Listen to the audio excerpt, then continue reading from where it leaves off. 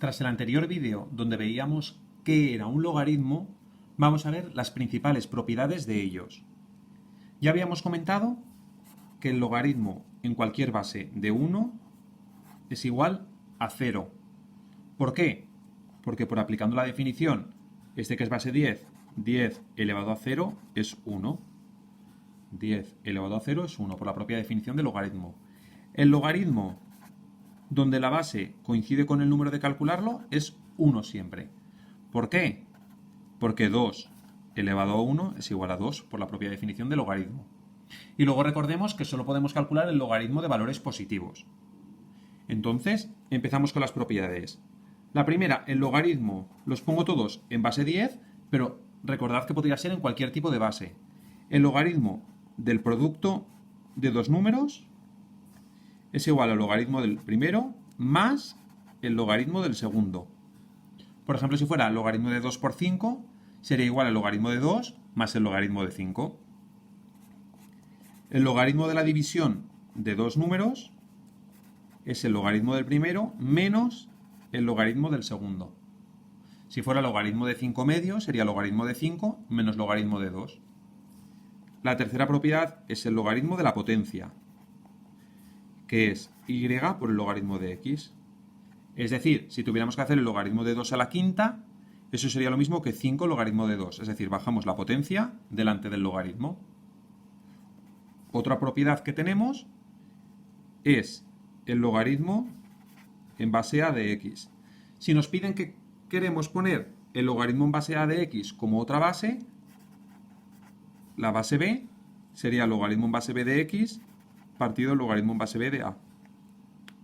Es decir, si conocemos el logaritmo en base b de estos dos números, podemos dejarlo como el logaritmo en base a. Esta es la de cambio de base. Y así, estas son las propiedades más importantes que vamos a trabajar con los logaritmos. Una cosa que queda por comentar es que si nos piden que calculemos el logaritmo de una raíz, por ejemplo la raíz cúbica de x al cuadrado, acordémonos que la raíz se puede poner como potencia, logaritmo de x a la 2/3. Y que por propiedades de logaritmos podemos bajar la potencia delante del logaritmo. De manera que esto quedaría así. Vamos a verlo todo esto con algún ejemplo. Empezamos con el primero, logaritmo en base 5 de este cociente. Hemos dicho que el logaritmo de una división se convierte en el logaritmo de la resta. Cubo b cuadrado menos logaritmo en base 5 de c a la cuarta. Hasta aquí todo de acuerdo. Tenemos que el logaritmo de una división es el logaritmo de la resta. Y ahora tenemos que el logaritmo de un producto es el logaritmo de la suma. Luego podemos escribir esto como logaritmo en base 5 de a al cubo más logaritmo en base 5 de b al cuadrado menos logaritmo en base 5 de c a la cuarta. Primero la división como resta, segundo la multiplicación como suma. ¿Qué más podemos hacer ahora? Las potencias las podemos bajar delante. 3 logaritmo en base 5 de a más 2 logaritmo en base 5 de b menos 4 logaritmo en base 5 de c. Y esto es lo máximo que podemos hacer y así lo vamos a dejar. Salvo que el enunciado nos dijera que el logaritmo de a vale algo, el logaritmo en base 5 de b vale algo y el logaritmo en base 5 de c vale algo. Que bastaría entonces con sustituir. Entonces, el logaritmo nos pueden dar el logaritmo de un cómputo de cosas que tenemos que desarrollar por propiedades o nos lo pueden dar al revés. Nos lo pueden dar ya desarrollado para que lo expresemos de esta manera. Es decir, deshacer los cambios.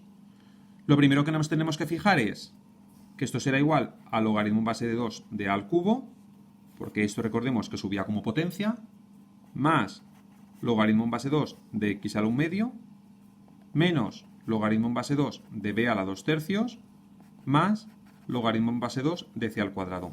¿Por qué? Porque con potencias bajaban delante, pues el número que pasa multiplicando lo pasamos como potencia. ¿Y ahora qué tenemos? Tenemos una suma, otra suma y una resta. Las restas son divisiones, las sumas son multiplicaciones, porque todos son logaritmo de la misma base. Luego lo podemos dejar logaritmo en base 2 de a al cubo por x a la 1 medio por c al cuadrado partido de b a la 2/3. Y aquí habríamos acabado con este ejercicio de logaritmo.